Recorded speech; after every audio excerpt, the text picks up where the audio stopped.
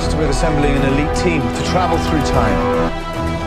All your worlds are about to change.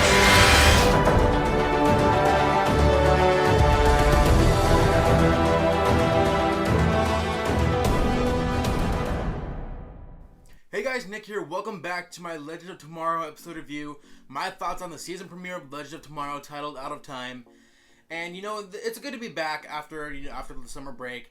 And you know what? Legend of Tomorrow is one of those shows that I know a lot of people hate and think is mediocre, and they hated the Hawks and they hated all these things about it and blah blah blah.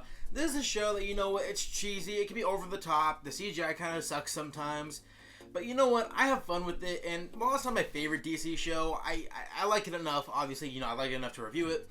But I think it's a lot of fun, and I think people just kind of just need to not expect, like, you know, like the best of storytelling on the show, because the show isn't known for its plot. It's more known for its characters, and it's like episode by episode storytelling. But to get my thoughts started on the brand new episode, I thought it was an okay premiere. Definitely, you know, it didn't start out the way I would have wanted it to. I would have wanted it to start out right where, you know, we left off last season, you know, with Rex Tyler, our man, coming to warn the team about, you know, the event, whatever happens in 1942 that leads them to being killed. But then they touched on it a little bit, but they like completely almost like ignore what actually happened. They're like, oh, well, this is what happened, and they told us to stay away from 1942, and we didn't.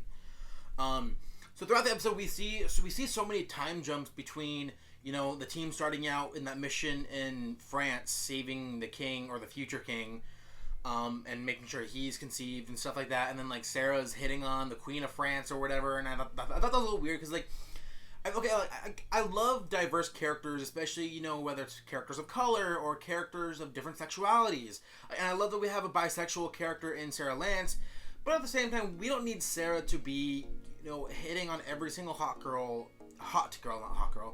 every single hot girl that she sees. So, because I think it's kind of problematic because she's in such a romantic and really, really, you know, different relationship with, you know, Nyssa Al Ghul and even Oliver Queen. That now she's like kind of sleeps with anyone who looks at her like with those eyes, you know, like that's something that was like a little bothersome. But other than that, you know, and then jumping to obviously the 1940s, we see Damien Darhk again. And I have to say that, you know, despite me kind of hating Arrow and me kind of hating Season 4, Damien Darhk wasn't always the problem with Arrow with me. For me, it was just a lack of a cohesive story, lack of really well-developed characters, and too much focus on Olicity. That being said, you know, Damien Darhk, again, wasn't one of those main problems. Some episodes he was written really weird, and I didn't necessarily like the way he was written, but I liked the character enough to want more of him. And when they announced that he was going to be part of the Legion of Doom in this season of the show, you know, I think there's enough to look forward to in that. So I'm like, you know what, like I like Neil McDonough a lot. He's done a lot for DC, whether it's voicing, you know, the Flash or voicing Nightwing or voicing other characters and stuff. Maybe he didn't voice Nightwing. That was Neil Patrick Harris, not Neil McDonough. But you guys, he's voiced several DC characters, including Green Arrow in the past. So, you know, I'm glad that he's still in the DC family, and now he's going to be, you know, one of the main villains in this season of the show. And seeing, you know, Sarah trying to go after Darhk for the death of Laurel, and for those of you who follow the news, you know, the DC TV, we already know that Katie Cassidy has signed a deal, much like, you know, Neil McDonough and the guy who plays Reverse Flash and Captain Cold signed like a multi-show deal to appear on all the shows.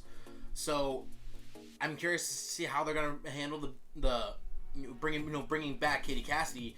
But, you know, I mean, I feel like I'm kind of straying off the point. But I'll get that. Okay. Anyways, my point being is that I like seeing Damien Darhk again, and I think he's an interesting enough villain to bring back. Even though I didn't like necessarily what they did with him in season 4 of Arrow, but I think it's a good thing with Legends of Tomorrow. It being a shorter episode count compared to you know Flash, Arrow, and Supergirl.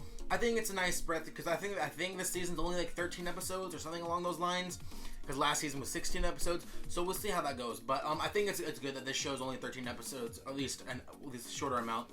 Because, you know, sometimes these network shows, they do so many episodes of the villain of the week, and it gets kind of tiresome, especially since that's all we see every season. So it's nice to see something, you know, a superhero show with less time and more needing to focus more on a cohesive story. So there's that. I feel like I keep straying off the point. But one thing I found interesting about this episode, when because they're telling, like, the whole episode basically is told from the point of view of Mick, when Nate Haywood goes after Oliver Queen, which I find was kind of out of place. And one of my biggest issues with this episode was Nate Haywood, not the character himself, but how did he find out about the legends? How did he know they were called legends? How did he know who they were at all? And how did he know to go to Oliver Queen? Like, I don't understand that. I get it, he's a historian, so I can throw aside reasonable doubt and be like, okay, he's a historian, he can notice certain changes in the timeline, whatever. But I still, that doesn't explain how he knows who the legends are, at least to me. And like, I don't know, I feel like Stephen Amell as Oliver Queen was out of place in this episode. He had no real purpose. Like, I feel like Nate Haywood could have just, gone and found the Wayrider himself, really, if he really wanted to. I don't know. I mean, I guess since, Oliver has the assets to do that sort of thing, I guess. I don't know. I just feel like that was kind of unnecessary. But with the whole story being, again, told from the point of view of Mick, in a pretty linear format, and when we get to the point where, they're trying to stop the atomic bomb from going off in New York, and they send the Wayrider ship, colliding towards the atomic bomb, and Rip decides he's sending everyone to these different time periods and stuff like that, and Rip doesn't send himself, or to anywhere that the team knows about. So my question is, does that mean that the Rip Hunter character is gone for the season? Does that mean that he's not coming back for a while? I don't know. As far as I know, I have no idea. So I think that's one aspect of the show. Like, I'm left in shock because I don't know what to expect from this point out. And it's just, I don't know. I think sorry for my stuttering.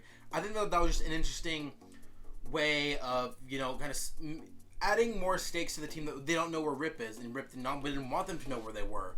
So now they're gonna have to go as a team on their own and kind of like do things without Rip's guidance. So I think that's an interesting way to kick off things too. And you know what? And then of course with the episode ending with them still back in the 1940s, and then they're stopped by the JSA, the Justice Society. And my big fear for the Justice Society is I really, really hope they don't come out too cheesy with their line delivery, because as soon as they're in the middle of the trip and they're like, "We are the Justice Society of America, we came to stop you," and I'm like, okay, tone it down a little bit. Because they did the Justice Society in Smallville, and I thought it was great in Smallville, because it was such a good fit for what Smallville was, that, I get we're in the 1940s, it's, a different time period, but at the same time, you could do the JSA without being too over the top, you know what I mean?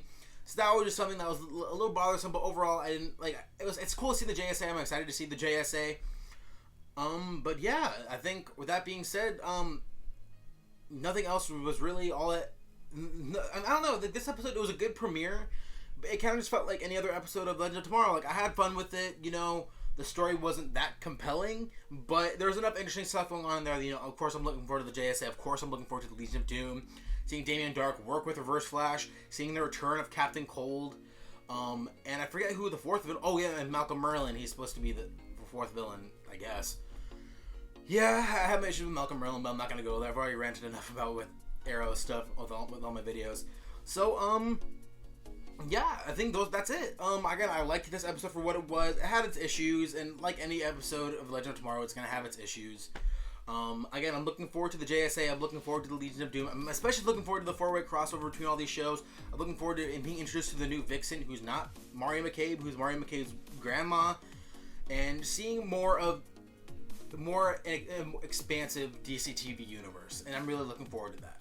So that being said, that's going to be it for me. So if you guys like what you see here, go ahead and hit subscribe below. I review the other DC TV shows, minus Arrow as well. I review Supergirl on Mondays, Flash on Tuesdays, obviously Legend of Tomorrow on Thursdays.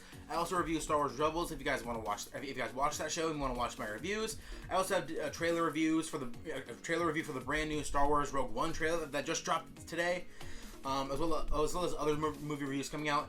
And next month, just to let you guys know, there's the extended version of Suicide Squad being released, and I'm going to do a review for that if you guys want to check that out when that drops. So yeah, again, that's it for me. Thank you guys for watching, and until next time, have a good one.